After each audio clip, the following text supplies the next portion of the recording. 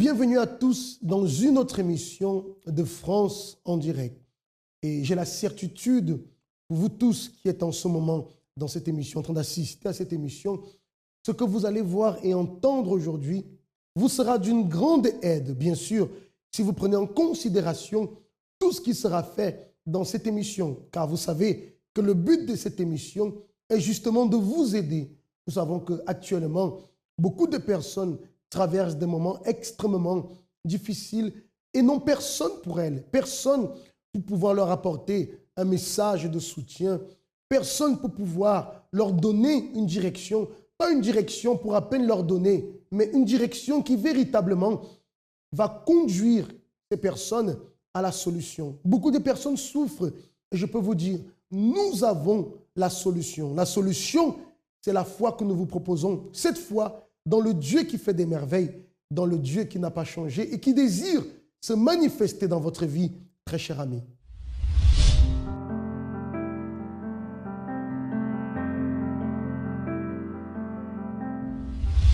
Nous pouvons parfois nous retrouver dans des situations qui ne sont pas agréables. Je dirais des situations pénibles, des situations de souffrance. Ce que je considère parfois des véritables prisons pour une personne. Une situation de laquelle vous n'arrivez pas à vous en sortir. Une situation pour laquelle vous luttez, enfin, de trouver une solution. Mais vous vous retrouvez toujours dans la même situation, voire pire. C'est une véritable prison. Gérard, avec une véritable prison, une véritable souffrance. Un jeune homme, je peux dire, désespéré.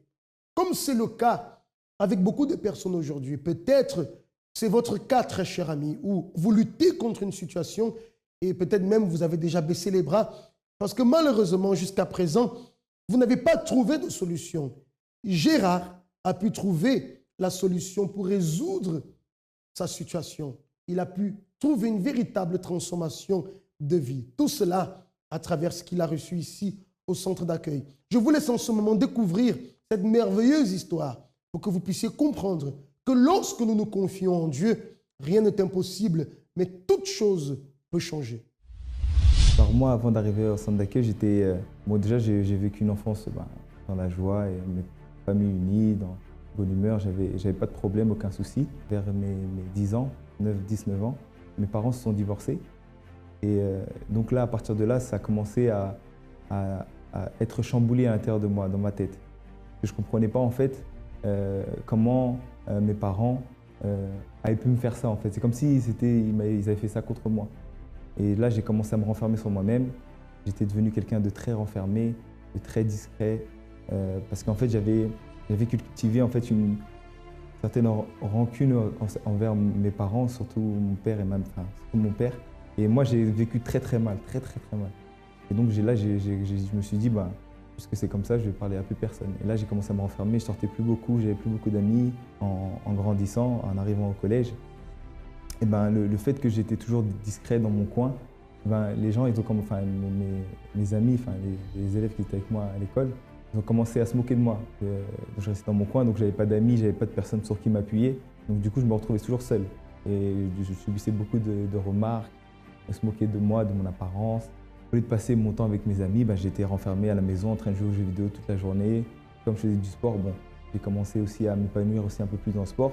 Mais ça restait que éphémère parce que c'était que au moment où j'étais sur le terrain. Quand j'étais sur le terrain, quand je jouais au foot, là je me lâchais, j'étais épanoui. Mais à partir du moment que c'était fini, je redevenais ce que j'étais. Et ensuite, voilà, j'ai eu l'opportunité de rentrer dans un centre de formation de football. Et à partir de là, je me suis dit, bon voilà, comme là-bas personne ne me connaît, je vais m'inventer une nouvelle vie. Donc là-bas, j'ai commencé à mentir. Alors là, je commençais à mentir, raconter. Je m'inventais un passé, je m'inventais une famille, je m'inventais plein de choses. Et ça s'est retourné contre moi, on va dire. Parce que en fait, il y a une personne qui était avec moi, qui m'a connu avant, qui est venue dans le même club que moi. Et là, elle a commencé à dire que en fait, tout ce que je disais, c'était faux en fait. Et là, c'était vraiment la destruction. Je commençais à être dégoûté de moi-même. J'arrivais même plus à me regarder dans le miroir parce qu'en fait, tout ce que j'avais construit, comme la personne qui était venue a tout révélé, du coup, ça détruit en fait toute l'image que je m'étais faite. J'ai commencé à avoir un manque de confiance, j'avais du mal à aller vers les autres, j'avais plus d'assurance. Et puis c'est comme ça que que j'ai cheminé jusqu'au moment où j'ai pu arriver au centre d'accueil.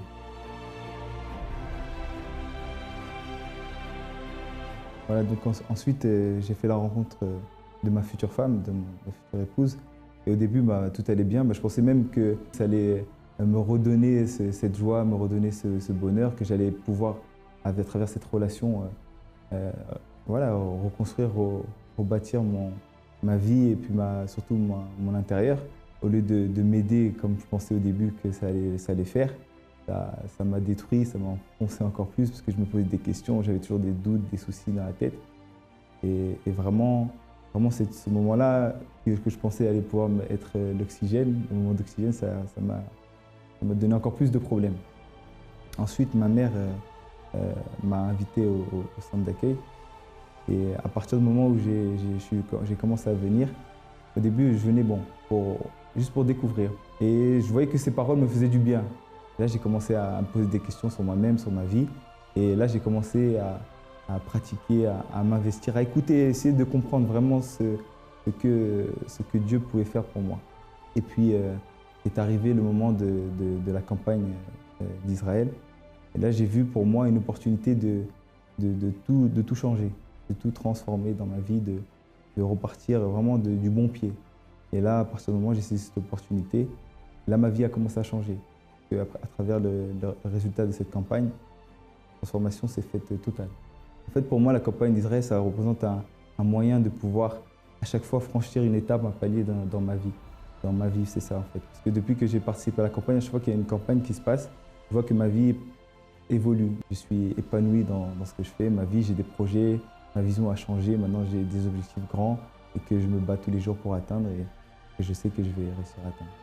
Le centre d'accueil, pour moi, vraiment, si je peux dire, c'est vraiment une nouvelle vie.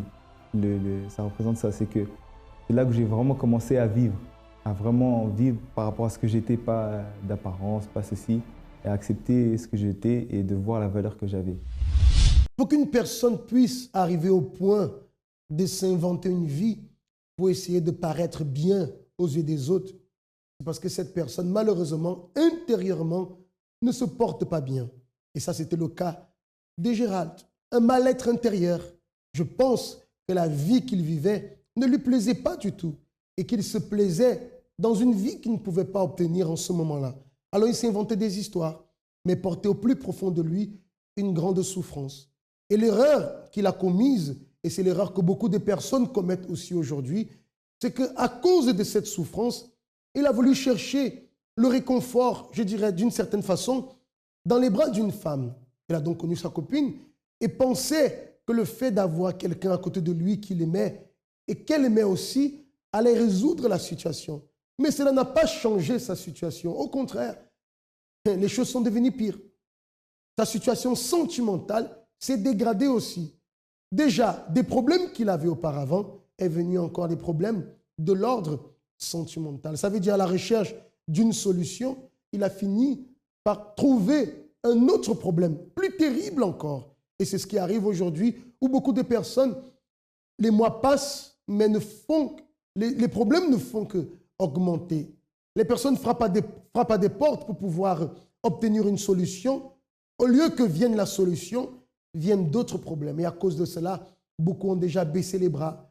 Beaucoup se sont déjà désespérés et se dire même que leur vie est une vie de souffrance, que ça c'est leur destin, que la vie est ainsi faite et qu'il faut l'accepter. Détrompez-vous, cher ami, détrompez-vous. Il existe une solution pour votre vie. Vous avez pu voir l'histoire de Gérald, comment aujourd'hui sa vie est totalement transformée sur tous les plans. Il n'a plus besoin de s'inventer une vie.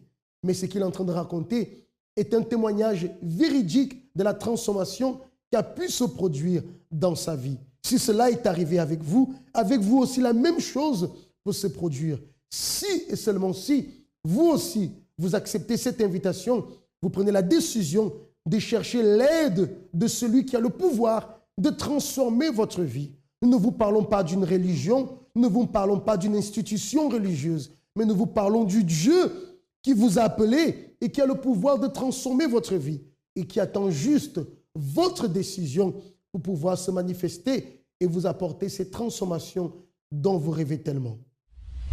Mon opportunité. Combien de fois cherchons-nous partout une solution, une aide, mais nous n'en trouvons aucune. L'opportunité est là. Je vivais une vie d'apparence. Aujourd'hui, je suis une jeune femme épanouie, j'aime ma famille et je suis qui je suis réellement. Une main a été tendue et des milliers de vies ont déjà été transformées. Des vies brisées ont été reconstruites. Évangélisé, j'ai reçu un semeur. Aujourd'hui, je suis une femme comblée, heureuse. J'ai plus d'angoisse, plus de tristesse. J'ai la joie de vivre. Ma vie sentimentale, c'est très très bien, on est très bénis. Votre opportunité d'aider ou d'être aidé est devant vous. Centre d'accueil, nous vivons ce que nous enseignons et sacrifions pour ceux dont nous rêvons. Aujourd'hui, lorsque nous parlons parfois de mariage, de vie sentimentale, ce sont des mots qui font peur. Ce sont des mots qui ne provoquent plus, je dirais, de joie, de félicité. Pourquoi? Parce que tellement de personnes ont commis ce que j'appelle des accidents dans leur parcours sentimental qu'aujourd'hui, elles ne croient plus en l'amour. Aujourd'hui, pour elles, l'amour, et c'est simplement dans les films que cela existe. Détrompez-vous. L'amour est une réalité. Elle est une réalité dans la vie de beaucoup de personnes. Des personnes qui ont commis des erreurs dans leur vie sentimentale, des personnes qui ont été trahies, des personnes qui ont été abandonnées, des personnes qui ont été victimes même de violences et à cause de cela, ont porté des blessures et ne croyaient plus en l'amour. Lorsque nous vous parlons de la foi peut transformer n'importe quelle situation. Lorsque nous parlons de foi, nous parlons de confiance en Dieu. Lorsque nous parlons de foi, nous parlons de pouvoir de Dieu. Qu'est-ce qui est impossible à Dieu? Est-ce que Dieu ne peut pas restaurer votre vie sentimentale? Est-ce que Dieu ne peut pas restaurer votre mariage? Bien sûr que Dieu peut le faire. Bien sûr. Ça, c'est le cas de Rodrigue et de Patricia. Deux personnes qui, avant de se connaître, ont connu des échecs dans leur vie sentimentale, des grandes souffrances.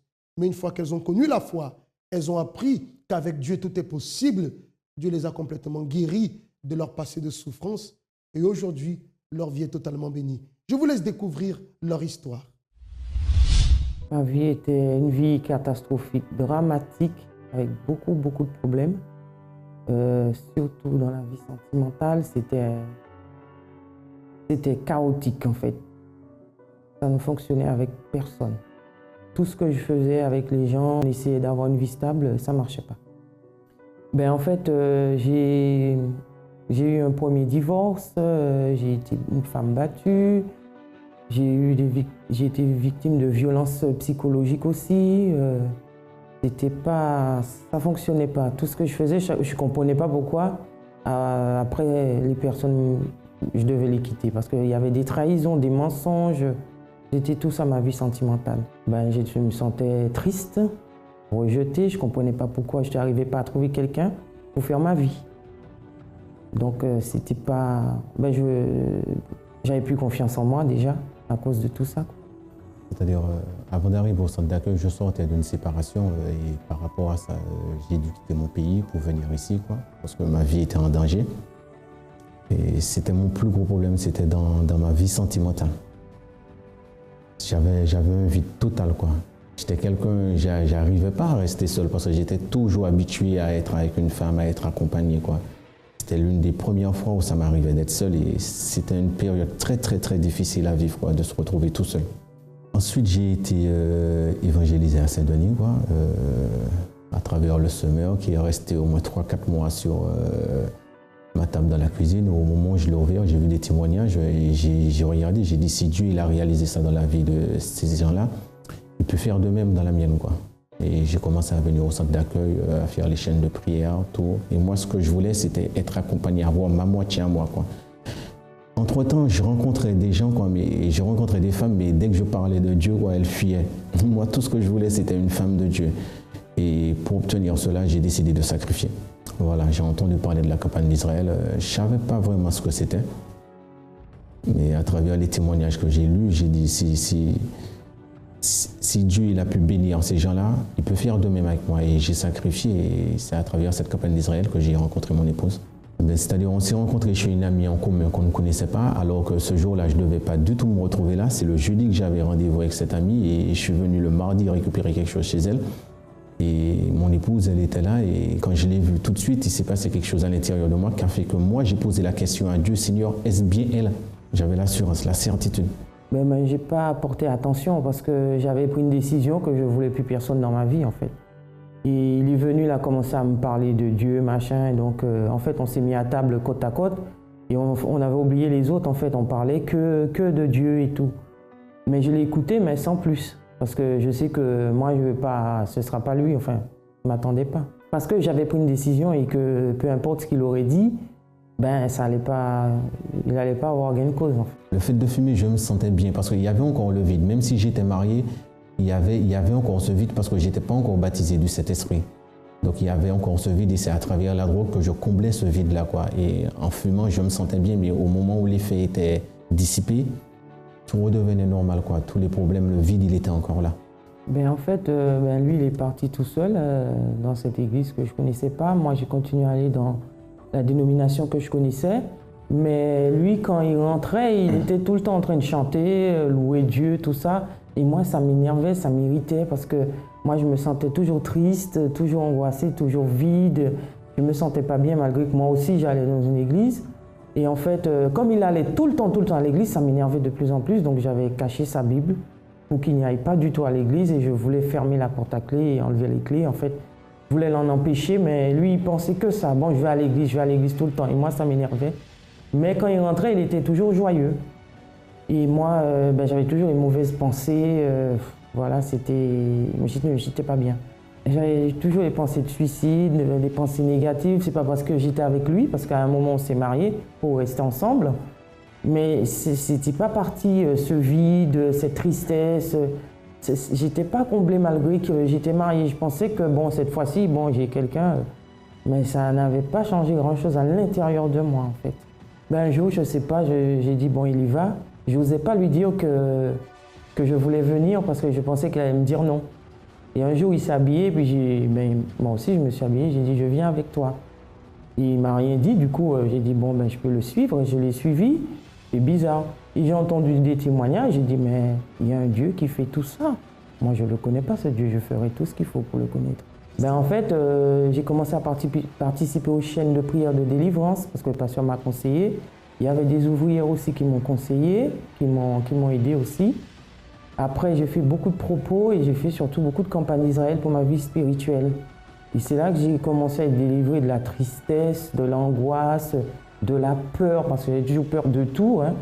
Et surtout une grande timidité, donc la timidité, j'ai été délivré de tout ça. Et ensuite, j'ai continué à écouter les conseils, à suivre le pasteur. Ensuite, j'ai participé toujours à la campagne d'Israël, mais surtout toujours pour ma vie spirituelle. Oui, parce que malgré tout, on a commencé à venir tous les deux, mais ça n'allait pas entre nous. Il y avait les disputes, les bagarres, on se disputait tout le temps, on ne voulait plus rester ensemble. Aujourd'hui, je suis une femme comblée, heureuse. J'ai la paix, la joie et surtout, je partage tout avec ma moitié, parce que j'ai enfin trouvé ma moitié. Et tout a changé, c'est quelqu'un de gentil, doux. C'est un homme de Dieu et souvent dans les conseils, dans ses attitudes, même moi je prends exemple sur lui, parce qu'il est devenu un exemple aussi pour moi. Donc je sais une chose, que Dieu a transformé notre vie, on est tout le temps ensemble. En fait, on ne se lasse pas d'être ensemble. Donc quand on passe une journée ou 2 jours, parce que par rapport à notre travail, des fois on ne se croise pas, c'est comme si c'était un mois ou une semaine en fait. Hein. Mais, moi je suis heureuse, j'ai trouvé la vie, parce que la vraie vie elle est avec Dieu. C'est mon meilleur ami, c'est mon confident. Dès que j'ai quelque chose, je vais voir mon Dieu, mais lui il est là tout de suite après. Aujourd'hui, on va dire que je suis un homme comblé et j'ai ma moitié à côté de moi. C'était la femme de Dieu que j'ai demandé, mais au départ, ce n'était pas tout à fait ça. Il a fallu que Dieu nous transforme tous les deux. Et au moment où il nous a transformés, vraiment, j'ai eu ce pourquoi j'avais sacrifié, quoi. Vraiment. J'ai tout appris au centre d'accueil. J'ai tout appris au centre d'accueil. Moi, au centre d'accueil, je suis arrivé, ça va faire 10 ans, 10 ou 11 11 ans, pour moi, c'est comme si j'ai 10 ou 11 ans, quoi. C'est une nouvelle vie, quoi. J'ai tout repris à zéro. C'est une nouvelle vie, le centre d'accueil, pour moi. Plus vicieux, j'ai tout abandonné, quoi. J'ai tout abandonné à travers les chaînes de prière. J'ai pu être libéré de toutes les choses, quoi. Et le manque que j'avais à l'intérieur de moi, que je comblais à travers la drogue, le fait d'avoir été scellé par le Saint-Esprit, il n'y a plus ce manque-là. La vie sentimentale est un domaine qui fait souffrir tellement de personnes. Je veux me corriger, ce n'est pas un domaine qui fait souffrir beaucoup de personnes. Plutôt, c'est un domaine dans lequel beaucoup de personnes trouvent beaucoup de souffrance. Pourquoi? Parce que parfois, il manque la bonne direction. Parfois, il manque les bons conseils. Et d'ailleurs, au centre d'accueil, nous avons un jour dédié pour tous ceux qui désirent connaître la félicité sentimentale. Tous les jeudis, je sais que nous sommes vendredi, mais je profite néanmoins pour faire cette invitation. Tous les jeudis soirs, nous avons cette réunion très spéciale de la thérapie de l'amour par rapport à la vie sentimentale. Et si vous êtes en ce moment en train de passer une situation difficile dans votre vie sentimentale, dans votre mariage, vous ne savez plus quoi faire, vous êtes désespéré, cela vous abat, cela vous attriste profondément, l'ami 24 heures est à votre disposition. Je peux vous assurer que vous allez recevoir de bons conseils qui vont vous aider à sortir de cette situation. Vous avez vu le cas de Patricia et de Rodrigue, deux personnes qui ont profondément souffert dans leur vie sentimentale, mais aujourd'hui, qui connaissent le bonheur, la félicité, parce que Dieu désire que vous soyez heureux. Dieu ne veut voir personne souffrir, ni souffrir à cause des échecs professionnels, ni souffrir à cause de la maladie. Dieu ne veut voir personne souffrir à cause des problèmes familiaux, de problèmes dans la vie sentimentale. Dieu ne veut voir personne souffrir. La réalité, c'est celle-là. Dieu ne veut voir personne souffrir. C'est la raison pour laquelle je dis bien, Dieu se dispose à aider ceux qui se disposent aussi à lui faire confiance, ceux qui se disposent à chercher sincèrement son aide, reconnaissant que toutes seules, elles n'y arriveront pas, mais qu'avec lui, c'est possible. Dieu se manifeste. Vous voyez ces deux personnes qui ont souffert dans leur vie sentimentale, aujourd'hui, les deux ont été totalement guéris de leur passé et tous les deux sont mariés dans la présence de Dieu et véritablement bénis. Et ça, c'est la réalité que la foi apporte dans la vie de ceux qui apprennent à l'utiliser. Et ça, c'est le travail qui est réalisé tous les jours dans tous nos centres d'accueil répandus ici sur le territoire. Si vous voulez savoir quel est le centre d'accueil qui est le plus proche de chez vous, vous pouvez aussi appeler l'ami 24 heures. C'est le numéro qui s'affiche sur le bas de votre écran et vous aurez toutes les informations concernant alors les horaires et le centre d'accueil qui se trouve le plus proche de chez vous.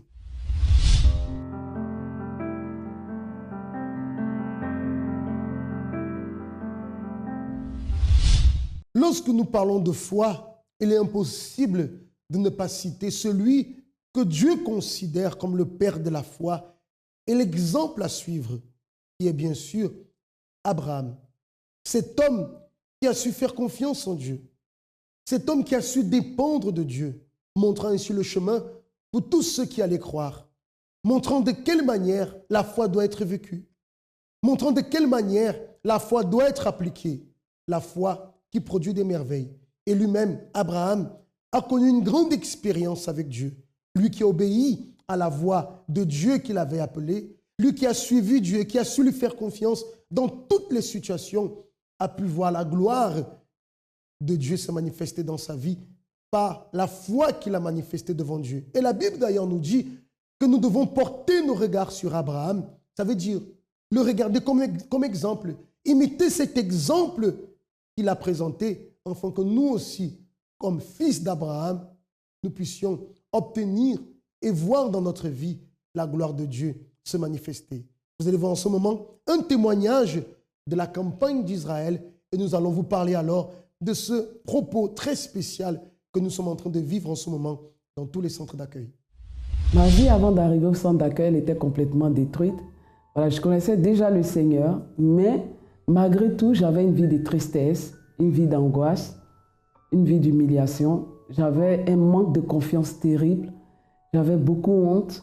Même si je montrais autre chose, je vivais une vie d'apparence devant les gens, même si je me montrais forte, mais à l'intérieur, j'avais beaucoup honte. Cette tristesse, c'était dû à plein de choses. Voilà, mon mariage, j'étais mariée, mais ça n'allait pas du tout. Dans mon mariage, j'étais très, très humiliée. Dans mon mariage, c'était l'humiliation, c'était le rejet, je n'étais pas considérée. Pour prendre même une décision, j'avais du mal. Quand tu n'as pas de caractère, tu ne peux pas prendre de décisions, de bonnes décisions et tout. Voilà, pourtant, j'étais compétente dans beaucoup de choses, mais je n'avais pas de caractère, je ne pouvais pas décider ou faire quelque chose de bien, au fait. La nuit, je n'arrivais pas à dormir. Intérieurement, physiquement, j'étais quelqu'un de forte. Quelqu'un qui aimait persévérer, par exemple. Mais intérieurement, c'était le vide. Je vivais une vie d'apparence parce que j'avais une lutte à l'intérieur de moi. Le moment le plus difficile pour moi, c'était dans mon mariage. Vous mariez avec quelqu'un pendant 10 ans et que tu es toujours rejeté. C'est comme si vous partagez un logement, quoi. Un loyer simplement, un appartement. Et c'était ça le plus difficile pour moi.